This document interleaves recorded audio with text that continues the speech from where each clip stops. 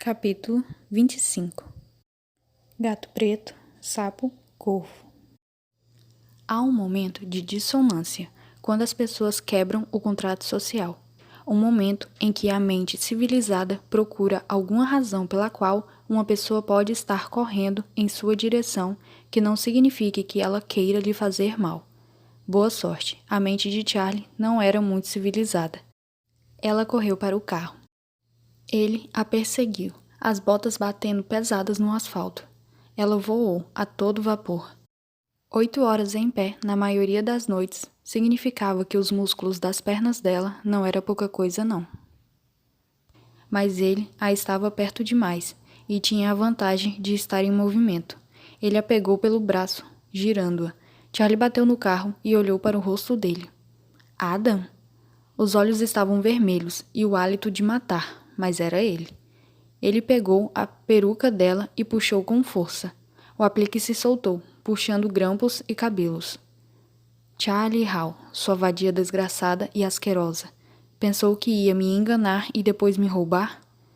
Sim, algo do tipo, retrucou ela com tranquilidade, encontrando seu olhar. Não havia por que negar. Ele bateu nela, os dedos duros contra sua bochecha. A nuca de Charlie bateu na janela do carro. Ela teria caído, mas seus dedos envolveram a maçaneta da porta e ela conseguiu se segurar e ficar quase de pé. Ele a socou na barriga. Todo o ar saiu de dentro dela. Charlie se enroscou em torno da dor como um tatu-bolinha. Charlie podia parecer durona, mas nunca havia estado em uma briga de verdade, mesmo com sua irmã. As duas recorriam mais a puxões de cabelo e arranhões ocasionais. Pense, Charlie, ordenou a si mesma, mas o choque e a dor embotaram os pensamentos. Onde está o livro? Gritou ele. Devolva. Já era, respondeu com dificuldade. Vou quebrar sua cara, retrucou ele. A porra da sua cara horrorosa. Estou tão cansado de ouvir falar de você. Todo mundo acha que você é ótima, mas eu sou melhor. Escutou? Sempre fui melhor.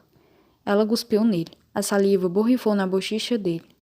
Adam vacilou, surpreso, fechando os olhos, dando a Charlie um momento para se soltar do aperto dele. Correndo para o outro lado do carro, ela abriu a porta. Ele a pegou pelo pescoço, e então ela estava em 2 lugares, como se houvesse mais de 3 dimensões no mundo. Sua consciência se partiu. Ela era tanto a pessoa que gritava e tentava arranhar a mão dele, e quanto era a outra coisa, que o atingia pela lateral. A sombra dela. Charlie se sentiu um impeto em algum lugar no centro dela, e a viu, uma figura coberta de escuridão, como se alguém tivesse aberto um buraco no universo. Era ela e não era ela. Um espelho que não refletia a luz nenhuma. Adam tropeçou e a bunda de Charlie atingiu o assento antes que ele a pegasse de novo. O instinto animal surgiu. O corpo dela ficou selvagem, gritando e chutando. Um chute acertou o braço dele, outro raspou os dedos. Ele gritou de dor e saltou. Charlie fechou a porta e bateu a mão na trava. O som de clique de todas as 4 portas pareceu atordoante. Adam puxou a maçaneta da porta e por um momento horrível, Charlie teve certeza que a abriria. Ele bateu o punho no vidro da janela. Charlie apenas ficou lá, com os dedos tocando no volante. Ela gritava com ele, mas sua mente parecia distante, entorpecida pelo choque.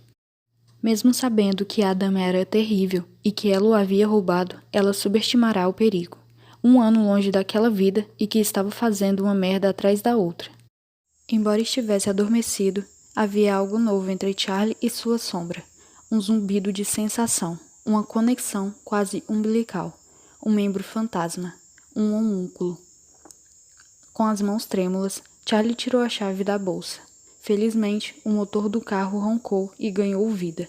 Adam bateu no capô e ela deu um aviso momentâneo ao acelerar o motor, antes de pisar no acelerador. Ele cambaleou para trás, bem a tempo de evitar ser atingido. Com o coração batendo forte, Charlie saiu do estacionamento. No primeiro sinal vermelho, tudo parecia um pouco nebuloso, como se ela estivesse vendo por meio de uma lente de vaselina. Charlie percebeu seu olho estava começando a inchar. Ela também achava que pudesse estar tendo um pequeno ataque de pânico. Charlie parou em um posto de gasolina, cerca de 1,5 km de distância, e verificou o rosto no espelho. O olho esquerdo estava roxo, e a boca estava cortada, o lábio superior inchado, como se um esteticista tivesse exagerado na agulha cheia de preenchimento. Charlie estava uma bagunça. Havia tantas pessoas querendo enfiar a mão nela que teriam que tirar uma senha, como no atendimento de uma delicatessen. E o que aquilo tinha tirado de sua sombra? Ela se lembrou das palavras de Vince sobre a sombra fluir. Lembrou-se de que era recém-ativada, sem reserva de energia. Tinha que alimentá-la. Charlie não conseguia lembrar onde tinha visto pela primeira vez a imagem de uma bruxa alimentando familiares com um terceiro mamilo. Ela se lembrava de uma xilogravura ou de uma ilustração que era para se parecer com uma. Devia ter sido na pesquisa que ela havia feito sobre a Inquisição, na época em que se passava por Alonso. Em sua infância, Charlie não acreditava que terceiros mamilos pudessem ser reais, até os procurar. Ela descobria que podia aparecer em qualquer lugar do corpo. Imagine ter um mamilo na parte de trás da panturrilha, ou na junta do dedo. Aquilo a fez pensar em uma declaração que algum sabichão de um bar misógino tinha feito com uma grande seriedade. Martinis são como seios. 1 é pouco e 3 é demais. Grande mentira. Pergunte para qualquer pessoa que tenha passado por uma cirurgia para remover um tumor, ou qualquer fã de ficção científica, ou qualquer um que goste de Martinis. Pergunte para a sombra dela, que estava enrolada em torno de Charlie, mamando em sua pele, com tanta força quanto qualquer familiar. Gato preto, sapo, corvo, espírito enviados pelo diabo para fazer mal ao mundo. Um ferimento estava tão bom tamanho para a sombra. Embora mesmo poucas gotas de sangue fossem diferentes de serem espremidas de machucados superficiais e em fases de cicatrização. Você está bem? Aclamou ela, como se falasse com uma criança depois de uma queda. Está bem agora, certo? Tão difícil não pensar na sombra como uma coisa separada. Tão difícil não tratar daquela forma. Tão difícil não a amar, ou não se sentir responsável por ela. A sombra voltou ao seu lugar. Uma capa nas costas de Charlie. Um tapete aos pés. Um véu. Magia de verdade. Sua magia. Nunca era legal levar um soco na cara, mas Charlie se viu sorrindo, mesmo com os lábios cortados. Até perceber que, para tê-la seguido do hospital, Adam tinha que ter seguido até o hospital. O que significava que ele sabia onde ela morava, e puto como estava, poderia dirigir direto para lá. Ela pegou o celular e, provocando dor ao encostar na bochecha, ligou para Posey. Tocou e tocou. Sei que você está acordada, murmurou ela. Caiu na caixa postal de Posey. Ela devia estar no Zoom com um cliente. Charlie tentou de novo, deixando tocar, desligando e ligando de novo em seguida. Por fim, Posey atendeu. Charlie, Você tem que sair de casa agora. Por que sua voz está tão estranha? Charlie não tinha tempo para explicar sobre o lábio inchado. Sério, agora. Um café, a farmácia, não importa onde. Só pega seu laptop e a carteira. Sai pela porta dos fundos e pula a cerca baixa para o quintal do vizinho. Aquele com o trampolim. O quê? Vou ficar na linha enquanto você faz isso. Estou no meio de uma leitura de carta, reclamou Posey. Tem que ser agora, insistiu Charlie. Me dá um segundo. Charlie podia ouvi-la conversando com alguém de maneira conciliadora, embora não conseguisse entender as palavras. Ela esperava que Posey estivesse explicando ao cliente que tinha que ir. Sua irmã voltou um instante depois. Você sabe que não sei dirigir. Estarei com você o tempo todo, garantiu Charlie, mantendo a voz calma e baixa. Voz de locutora de rádio. Voz de negociadora de reféns. Prometo, vou te buscar. Houve um longo silêncio do outro lado da linha. Por favor, Posey. Já era a tentativa de se manter calma. Rápido. Está bem, pelo quintal? Para que você não seja visível na rua. Charlie queria pegar a rodovia e correr para casa, tentando chegar antes de Ada, mas ela sabia que era melhor se concentrar em tirar a irmã de lá. Só vai rápido.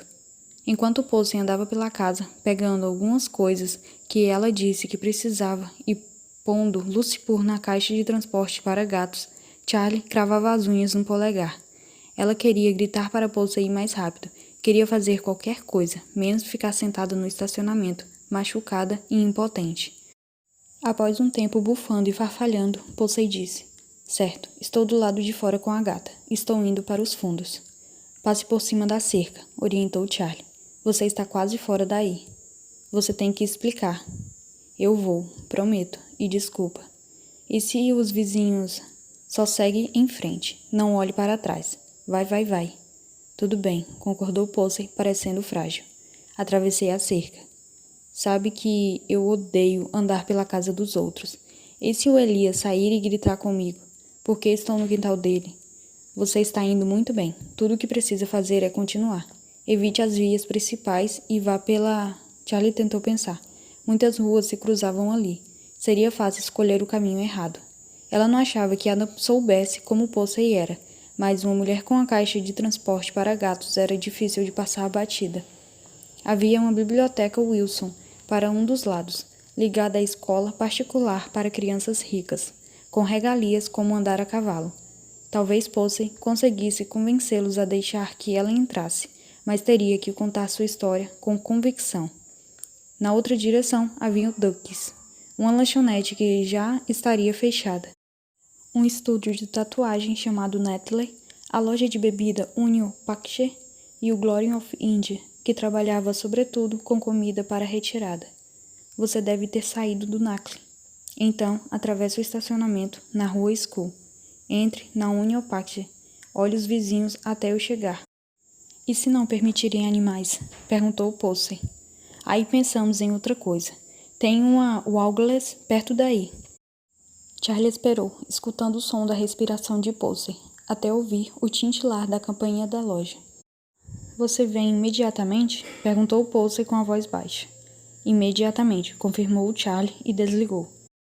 Foi por aquela razão que ela estará longe de sombristas, de golpes e roubos envolvendo magia, como ainda não tinha aprendido a lição sobre fazer malabarismo com facas.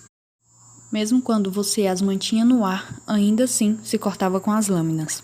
Ela olhou para sua sombra mais uma vez, tentando mudar sua percepção em direção a ela. A sombra cintilou em resposta. "Pronto", murmurou Charlie e saiu do posto de gasolina. Seu carro acelerou pela rodovia, o barulho do motor quase imperceptível. O que quer que Vince tivesse feito continuava funcionando, mesmo quando ela pisou no acelerador e cortou caminhões de entrega e pessoas comuns indo trabalhar.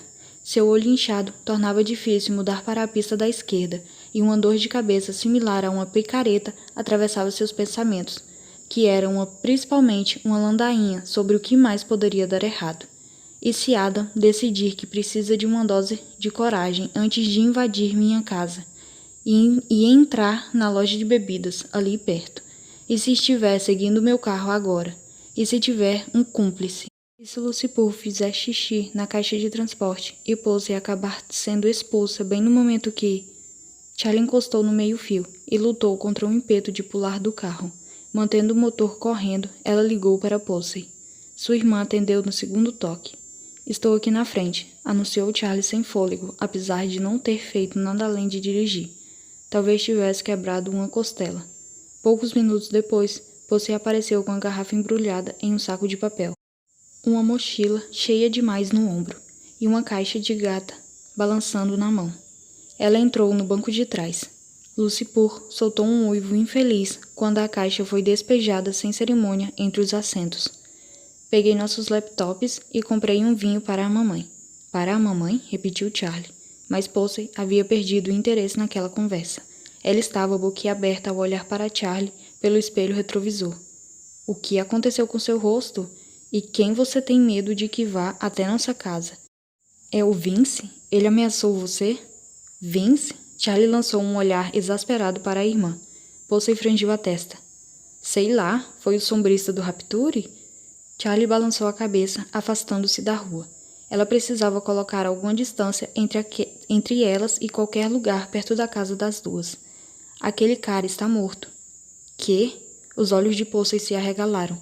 "O que você quer dizer com estar morto?" "Olhe atrás de nós. Veja se alguém está nos seguindo." pediu Charlie. Posey tirou a mochila e se virou. Ajoelhou-se no banco. Ela parecia pálida e um pouco suada. Como vou saber? Fica observando. Não só os carros atrás de nós, mas os carros atrás deles também. Não sei. Só vi gente fazendo isso nos filmes. Charlie fez uma curva. Ninguém segue exatamente o mesmo caminho, principalmente o que vou fazer, entrando nas mesmas vias. Então, se alguém ficar com a gente por muito tempo, nós nos preocupamos. Certo, murmurou Posey, observando. Você está bem? Perguntou Charlie com os olhos na rodovia. Óbvio que sim. É você quem está com o rosto inchado, com um balão. Agora, vai explicar? Dory tem um namorado, Adam, com quem termina e volta toda hora, começou Charlie. O cara para quem você está mandando mensagem? Anunciou Posey. Charlie assentiu. Lembrando-se da irmã pega no seu celular na quarta-feira, quando ainda parecia que ela não ferraria com a própria vida de novo. Então, a Dory bateu em você? Por ter um caso com o namorado dela? Não, fala sério. O Adam ficou puto, porque eu delatei e roubei uma coisa dele. Dito daquele jeito, soava mal. O que foi merecido. E a coisa que eu roubei, ele roubou primeiro. Não acho que estejam nos seguindo, afirmou Posey, se jogando no assento e voltando para uma posição sentada, normal, dentro da lei. Podemos ir para casa? Charlie balançou a cabeça. Vamos dar ao Adam uma noite para esfriar a cabeça, sem que ele saiba onde estou. Vou falar com a Dory, ela vai acalmá-lo. Posey franziu a testa para a janela, visivelmente infeliz. Charlie suspirou. Desculpe pelo seu cliente. Você sabe que o Vince sabia sobre Adam, né? Comentou Posey. Que eu estava dando um golpe nele? Charlie olhou para a irmã por meio do espelho. Como ele poderia? Tudo bem. Sabia foi a maneira errada de falar. Ele achava que sabia sobre o Adam. Desembucha logo.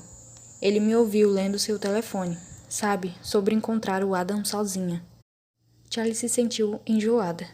Ele disse alguma coisa? Perguntou se eu tinha visto quando você encontraria Adam. Posey parecia bem desconfortável. E disse que eu estava certa sobre ele. Que eu tinha estado certo o tempo todo. E o que você falou? Nada, respondeu Posey. Fiquei surpresa demais. Realmente não achei que ele notasse o que eu dizia ou pensava. E talvez eu não tenha sido justa com ele. Agora você acha isso? Charlie teve que se forçar a afastar o pé do acelerador, de tão forte que era seu impulso de descarregar os sentimentos na estrada. Posey deu de ombros. Ele era calmo demais. Eu estava sempre esperando que alguma coisa acontecesse, que ele te machucasse. Sabe, caras gatos e sarcásticos, no geral, são babacas.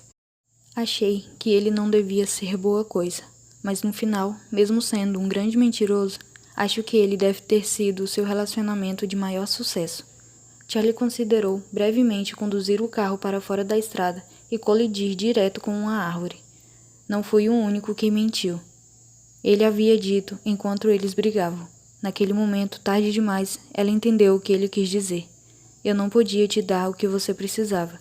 Escondi coisas de você, mesmo que você não soubesse o que havia de errado. Você sabia que não tinha o suficiente de mim. Na sexta-feira de manhã, quando ele foi ao Rapture para buscá-la, ele sabia que ela deveria encontrar Adam. Charlie havia achado que ele tinha ido lá porque estava preocupado com o carro dela não pegar. Mas e se ele tivesse ido lá esperando encontrá-la com outra pessoa? Eu gostaria de poder dizer que sinto muito, que queria ser sincero o tempo todo, mas não queria. Nunca quis ser sincero. Só queria que o que te contei fosse verdade. Charlie sempre acreditou que nada realmente atingia Vince, porque tudo o que ele realmente se importava havia sido deixado para trás em sua antiga vida, aquela da qual ele fora exilado, aquela para a qual ele queria retornar. Mas era perfeitamente possível que ele odiasse sua antiga vida, e que ela havia perdido bem mais do que tinha se dado conta.